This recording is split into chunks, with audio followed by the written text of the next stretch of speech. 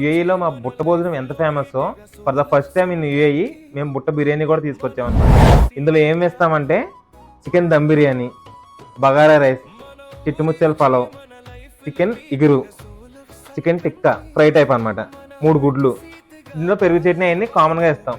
ఇది ముగ్గురికి సరిపోయే biryani. For the first time యూఏఈలో మేమే లాంచ్ చేస్తున్నాం.